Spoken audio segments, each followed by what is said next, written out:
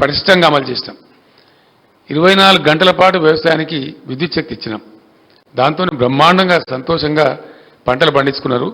ఇంట్లో పండుకొని మంచిగా పొద్దున పోయి పెట్టుకునేది మోటార్లు నరేంద్ర పండుకొని మంచిగా పొద్దున్న లేచి చాలా కాన్ఫిడెన్స్తో పోయేది. అట్లాంటిది ఒక్కటేసారి తారుమారైపోయింది.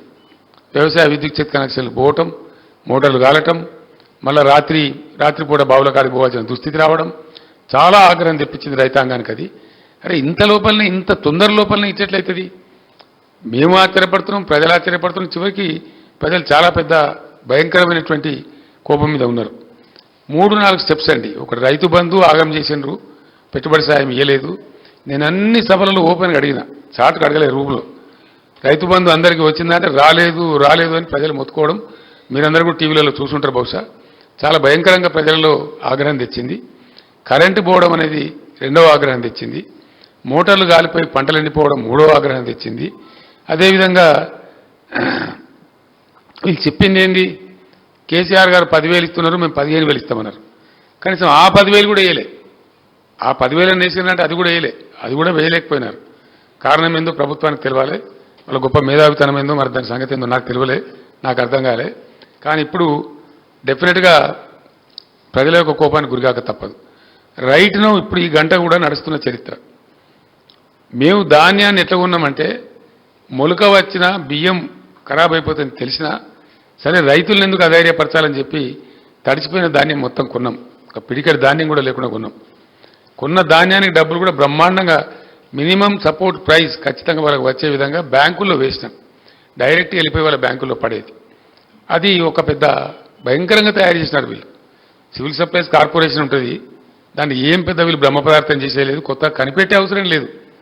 నేను అందుకే మొట్టమొదటి నా క్యాప్షన్ ఏం చెప్పినా అంటే చక్కగా నడుస్తున్న వ్యవస్థలను కూడా నడవకుండా చేయటమే ఇప్పుడు కాంగ్రెస్ మీద ప్రజల ఆగ్రహానికి కారణం. మంచిగా జరిగినటువంటి ప్రజల అనుభవంలో ఉన్నటువంటి ఒక నెల 2 నెలలు కాదు, ఏండ్ల తరబడి ప్రజల అనుభవంలో ఉన్నటువంటి విషయాలు అవి రివర్స్ కావడం, ఇప్పుడు ప్రజలు రివర్స్ కావడానికి కారణమైంది. తప్పకుండా ఆ ధాన్యం కొనుగోలు కూడా చక్కగా జరుగుతలేదు. రెండోది రుణమాఫీ కూడా తీసుకున్నారు, బ్యాంకుల వాళ్ళు నోటీసులు ఇస్తూ ఉన్నారు వాళ్ళకు. ముఖ్యమంత్రి గారేమో మీరు పరిగెత్తండి లగెత్తండి, మేము 2 లక్షల రుణమాఫీ డిసెంబర్ 9 నాడు ఆయన టైం కూడా చెప్పిండు. డిసెంబర్ 9 నాడు 10:30 గంటలకు మొత్తం చేసి పడేస్తే అయిపోతుంది అని ఆయన చెప్పిండు. ఇప్పుడేం మాట్లాడుతున్నాడు ఆయన? చాలా బాధాకరం అనిపిస్తుంది. ఒక ముఖ్యమంత్రి మాట్లాడదగిన మాట కాదు. ఆయన స్వయంగా మరి ఎంత ధైర్యమా, అది ఏం ధైర్యమా లేకపోతే ఆయన అర్భకత్వమా, తెలివి తక్కువతనమా, మూర్ఖత్వమా అర్థం కాదు. డైరెక్ట్గా టీవీ ముందు ఆయన ఏం చెప్తాడంటే, నేను సోషల్ మీడియాలో చూసిన నాకు పిల్లలు చూపెట్టారు, నేను నా 1 సంవత్సరం దోపిడీని ఆపేస్తే నా ఎడమ చేతిని ఇచ్చేస్తాం రుణమాఫీ అంటాడు ఆయన. ఆయన స్వయంగా చేసే దోపిడీని 1 సంవత్సరం ఆపేస్తే 40,000 కోట్లు అసలు లెక్కనే కాదు, నేను ఇట్లా ఎడమ చేతితో నా రుణమాఫీ చేస్తా అంటాడు ఆయన. ఎవరు చెప్పాలి ఆయనకు?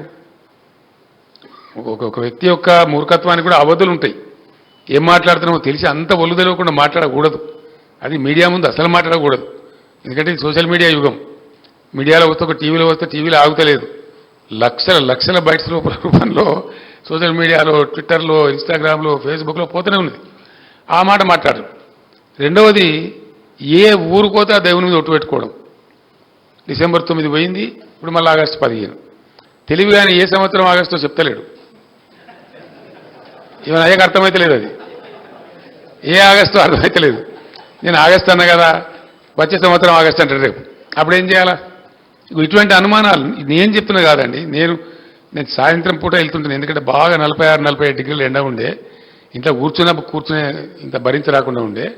ఆ టైంలో వచ్చేది నా దగ్గర సమూహాలుగా రైతు సంఘాలు కానీ వీళ్ళు కానీ వాళ్ళు కానీ వస్తే వాళ్ళతో చిట్చాట్ చేస్తే వాళ్ళు చెప్పిన ముచ్చటైతే నాకన్నా కూడా వాళ్ళు ఎక్కువ అడ్వాన్స్ ఉండరు. నేను ప్రతిపక్ష నాయకుడినైనా వాళ్ళే అనుమానం వ్యక్తం చేస్తారు, సార్ ఈయన ఆగస్టు అంటుండే, ఏ ఆగస్ట్ సార్ అని నన్ను క్వశ్చన్ చేస్తే మీరు ముఖ్యమంత్రిని అడుగురా బాబు, నన్ను ఎందుకు అడుగుతారని నేను చెప్పిన.